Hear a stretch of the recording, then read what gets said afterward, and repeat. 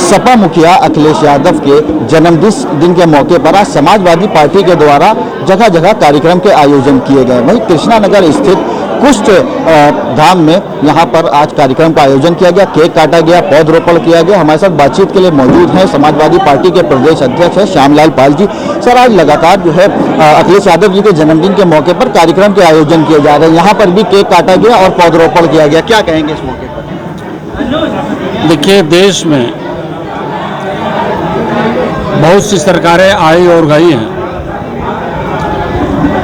भारतीय संविधान के मूल्यों और उनके जो उच्च आदर्श रहे हैं, इस देश के सभी धर्म जाति के लोगों का विकास हो, देश अपना हो, संविधान के मुताबिक काम करे। लेकिन इस देश में एक ऐसी सरकार आई जो भारतीय संविधान के साथ, लोकतंत्र के साथ और पिछड़े दलित लोगों के साथ जो एक आरक्षण की व्यवस्था भारतीय संविधान में दिया गया, उस व्यवस्था के खिलाफ भारतीय जनता पार्टी ने नारा ही नहीं दिया बल्कि उसको खत्म करने का भी प्रयास किया है।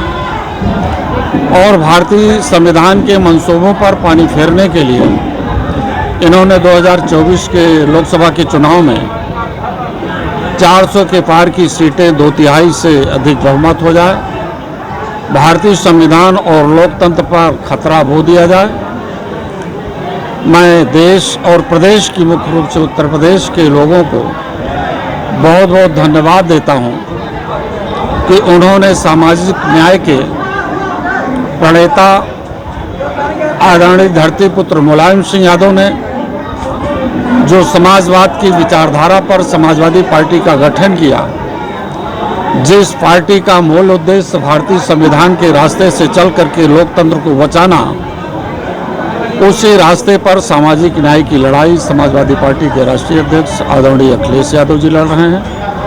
और पूरे उत्तर प्रदेश के ही जनता नहीं, पूरे देश के जनमानस में समाजवादी पार्टी तीसरे नंबर की पार्टी बनी और पूरे देश के लोग बड़ी खुशी से, और इतना उल्लास है लोगों पर कि हर हृदय जो है प्रफुल्लित है, चाहे वो पुरुष हो, चाहे महिला हो, चाहे बच्चे हो, चाहे नौजवान हो। और नौजवानों में तो इतना आक्रोश है वर्तमान सरकार को लेकर के। कभी प्रदेश सरकार, योगी की सरकार सिपाही के नाम पर पेपर लीक कराती थी और योगी को भी सीख लिया मोदी जी ने भी।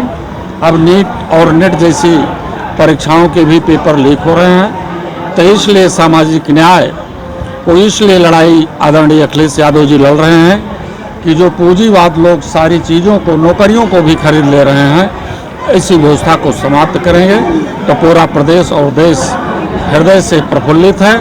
और आज उनके जन्मदिन के पावन अवसर पर जो 1 जुलाई से चालू होकर के 7 जुलाई तक पखवाड़ा दिवस पीडीए वृक्षारोपण कार्यक्रम अभियान दिया गया है, तो इस लखनऊ की पावन सरजमी से ये संदेश पूरे उत्तर प्रदेश के नौजवान अपने गली कूचों में, विधानसभाओं में, सार्वजनिक स्थानों पर, पार्कों पर, जहां वास्तव में पूरे देश का पर्यावरण प्रदूषित हो चुका है और विश्व भी इससे परेशान है।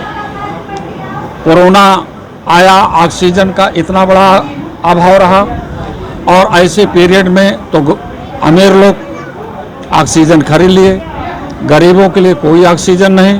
तो समाजवादी पार्टी के सभी लोगों ने संकल्प लिया है, हम इस प्रदेश में और देश में ऑक्सीजन की कमी नहीं होने देंगे।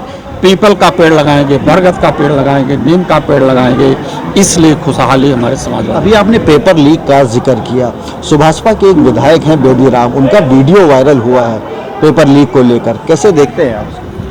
भारतीय जनता पार्टी लोगों को नौकरी नहीं देना चाहती है, वो केवल परीक्षाएं कराती है, 1,500 रुपया फीस लेती है। ESC की फीस जो परीक्षा शुल्क होते हैं, चाहे लोक सेवा आयोग की रही हो, चाहे संघ लोक सेवा आयोग की, शुल्क नहीं लगता है। लेकिन सिपाही की भर्ती में SC समाज के जो बेटे पुलिस की भर्ती में जा रहे थे, उनकी भी फीस ली गई है। तो भारतीय जनता पार्टी नौकरी नहीं देना चाहती है, और पेपर लीक कराने का काम तो सरकार के ही, उनके मंत्रिमंडल के ही लोग उसमें शामिल हैं। धीरे धीरे पर्दाफाश हो जाएगा, रिपोर्टें सामने आएंगी, कौन चोर है, कौन ईमानदार है। हम लोग तो सामाजिक न्याय की लड़ाई लड़ रहे हैं। देश के लोगों को, किसानों को, नौजवानों को, महिलाओं को सम्मान देना चाहते हैं और उसी सम्मान को प्राप्त करने के लिए आज सभी लोग एकजुट होकर के माननीय अखिलेश यादव जी के जन्मदिन पर साप्ताहिक जन्मदिन बना करके वृक्षारोपण का काम पीडीए के माध्यम से कर रहे हैं। एक आखिरी सवाल, आज देश में 3 नए कानून लागू हो गए, समाजवादी पार्टी का क्या स्टैंड है? देखिए, देश में कानून तो इन्होंने बहुत बनाया। किसानों के लिए कृषि बिल बनाया कि हम किसानों को फ़ायदा देंगे, किसानों को दुगनी आय करेंगे। लेकिन जब किसान महसूस किया कि ये बिल किसानों के लिए काला दिन लाएगा, तो वो किसान, पूरे देश का किसान एकजुट हुआ और इस काले दिन को समाप्त करने के लिए सरकार का घेराव किया। और जब आंदोलन एक विकराल रूप धारण कर लिया किसानों का, तो इन्होंने किसानों के रास्ते पर बड़े बड़े भाले गाड़े, बड़े बड़े तीर गाड़े और यहाँ तक कि उस ठंडी की बर्फीली हवाओं में इन्होंने ठंडे पानी की बौछारों करा करके 750 किसानों को इस सरकार ने मार डाला। किसान एमएसपी की मांग कर रहा है, अपने उत्पादन का सही मूल्य मांग रहा है और एम.एस. स्वामीनाथन जी को तो भारत रत्न का अवार्ड दे सकते हैं, लेकिन एम.एस. स्वामीनाथन जी जो न्यूनतम उत्पादन मूल्य किसानों का चाहते थे कि उनका भी उत्पादन मूल्य मिले, उनके भी बच्चे अच्छे विद्यालय में जाएं, पढ़ें और लिखें, वे भी अपने परिवार का इलाज करा सके, ये व्यवस्था भारतीय जनता पार्टी की सरकार नहीं दे रही है। इसलिए